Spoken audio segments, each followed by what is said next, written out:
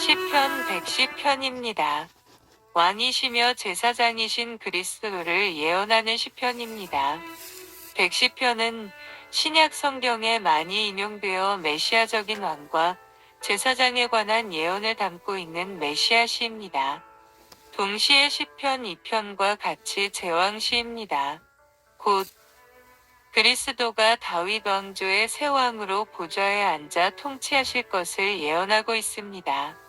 110편은 다른 어떤 구약 성경 본문보다 신약 성경에 많이 인용되었으며 해당 본문에 오직 그리스도에게만 적용되었습니다.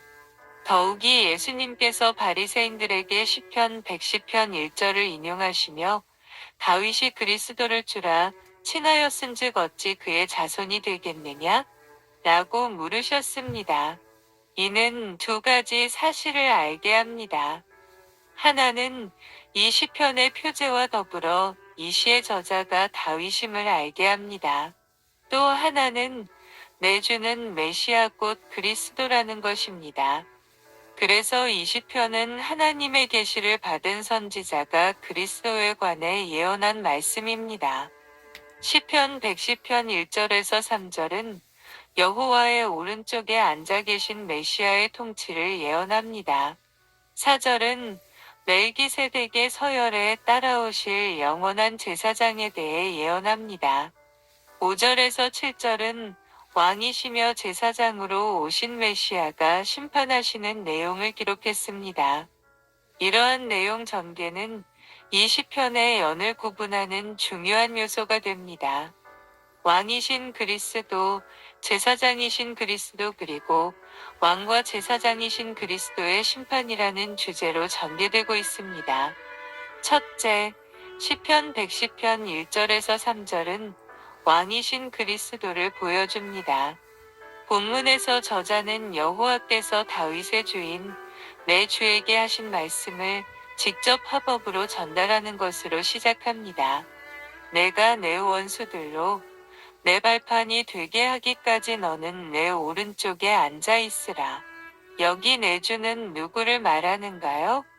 신약 성경에 예수님이 바리새인들에게 다윗이 성령에 감동되어 메시아가 다윗의 자손이라면 다윗이 어찌하여 그의 자손을 주라고 부를 수 있느냐고 하시며 이 말씀을 인용하여 자기에게 적용하셨습니다. 이것은 다윗이 주라고 부른 이는 메시아 곧 그리스도라는 것입니다. 사도 베드로도 수순절에 이 말씀을 인용하여 그리스도에게 적용하였고 히브리서 저자도 이 말씀을 그리스도에게 적용하였습니다. 그리스도의 원수들이 발판이 된다는 말은 원수들을 정복하여 그 발 아래 복종한다는 뜻입니다. 내 오른쪽에 앉는다. 라는 말은 여호와와 동등하게 왕위를 공유한다는 뜻입니다. 베드로는 수은절에 이 말씀을 인용하여 부활하신 예수님을 하나님이 주와 그리스도가 되게 하셨다고 해석했습니다. 이는 부활하신 그리스도가 온 세상을 통치하는 왕의 위치에 앉으셨다는 것입니다. 저자는 여호와께서 시온에서 주의 권능의 귤을 보내실 것인데 주는 원수들 중에서 다스리시라고 했습니다. 2절에 귤 라는 말은 권세와 권위를 나타내는 표지로 왕의 통치권을 상징합니다. 그래서 권능 있는 왕의 권세를 주어 원수들을 다스린다는 것입니다. 주의 권능의 날에 주의 백성이 거룩한 옷을 입고 새벽 이슬 같은 주의 청년들이 주께 나옵니다. 2절의 히브리어 본문은 번역하기가 상당히 어렵습니다.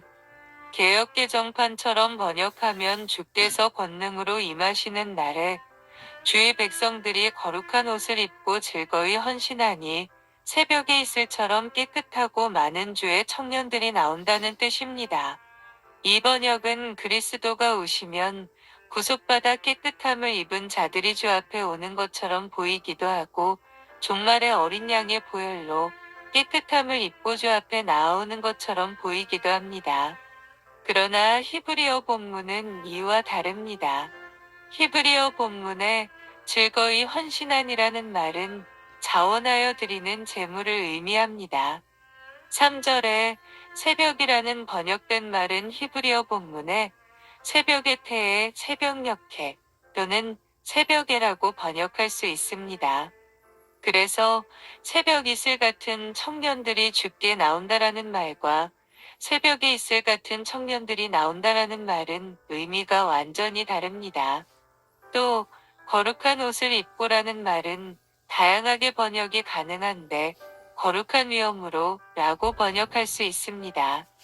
표준 새번역은 3절을 임금님께서 거룩한 산에서 군대를 이끌고 전쟁터로 나가시는 날에 임금님의 백성이 즐거이 헌신하고 아침 동이 틀 때에 새벽 미슬이 맺히듯이 젊은이들이 임금님께로 모여들 것입니다라고 번역했습니다.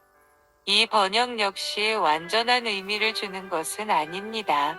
이 절의 의미는 권능의 규를 받으신 그리스도께서 전쟁하시는 날에 백성들이 자원하는 제물처럼 왕을 위해 기꺼이 싸우는 전사처럼 거룩한 복장을 하고 새벽에 나오는데 그들이 마치 힘 있는 청년들이 나오는 것과 같다는 뜻입니다. 이것은 그리스도가 원수들과 전쟁하기 위해 나서는데 자원하는 병사들이 나오는 것을 의미합니다. 둘째로 시편 110편 4절은 제사장이신 그리스도를 소개합니다. 이언에서 저자는 여호와가 맹세로 보증하시는 말씀으로 시작합니다. 그것은 너는 멜기세덱의 서열을 따라 영원한 제사장이라라는 말씀입니다. 멜기세덱은 글자 그대로의 의미는 의의 왕이라는 뜻입니다. 이 말씀을 신약 성경 히브리서에서 인용하고 그리스도와 관련하여 해석했습니다. 히브리서 저자는 멜기세덱에 대해 아버지도 없고 어머니도 없고 족보도 없고 시작한 날도 없고 생명의 끝이 없어 항상 제사장을 계신 분으로 설명합니다.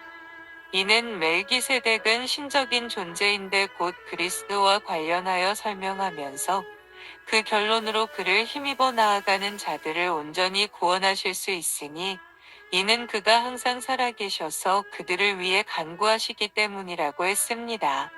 이 해석을 볼 때 저자가 예언적으로 한 이 말씀은 오실 그리스도께서 우리의 왕이시면서도 중보자로서 우리를 돕는 분이시라는 것입니다. 세 번째로 시편 110편 5절에서 7절은 왕과 제사장이신 그리스도의 심판을 소개합니다. 이언에서 저자는 주께서 노하시는 날의 문나라를 심판하실 것을 말합니다. 6절에 주의 오른쪽에 계신 주를 직역하면 당신의 오른쪽에 계신 주인데 당신은 누구를 말하며 주 아도나이 나에게는 누구를 말하는가요? 문맥적으로 1절과 연결시키면 주는 그리스도를 말하는 것으로 보는 것이 자연스럽습니다. 이 시편이 오실 그리스도에 대한 예언이기 때문입니다. 그리스도께서 진노하시는 날의 왕들 쳐서 깨뜨리시 고문나라를 심판하여 시체로 가득하게 하실 것입니다. 이것은 그리스도를 대적하는 자들을 완전히 멸하시는 것을 의미합니다. 이 전쟁이 최후의 심판을 묘사하는 것일 수도 있고 모든 이방인 지도자를 정복하는 것을 묘사하는 것일 수도 있습니다. 저자는 이 말씀과 더불어 길가의 시냇물을 마심으로 그의 머리를 드실 것이라는 말씀을 덧붙입니다. 이는 상징적인 것으로 치열한 전투 중에 그의 힘을 새롭게 공급을 받는 것을 보여줍니다. 이 시편이 해석하기에 어려운 부분이 있어도 이 시의 핵심은 분명합니다. 그것은 그리스도에 대한 예언으로 그가 왕과 제사장으로 통치하시며 자기 백성을 도우시지만 그를 대적하는 자들을 완전히 멸하심을 보여주려는 것입니다. 이를 통해 그리스도를 믿는 자들을 붙들어 주려는 것입니다. 왕이시고 제사장이신 그리스도께서 이루신 구원의 은혜와 우리의 구원을 완성할 때까지 보호하시고 지켜주실 것임에 감사하지 않을 수 없습니다. 우리 마음에 그리스도에 대한 감사가 끊이지 않기를 바라고 구원의 목적에 합당한 인생을 살아가기를 소망합니다. 감사합니다.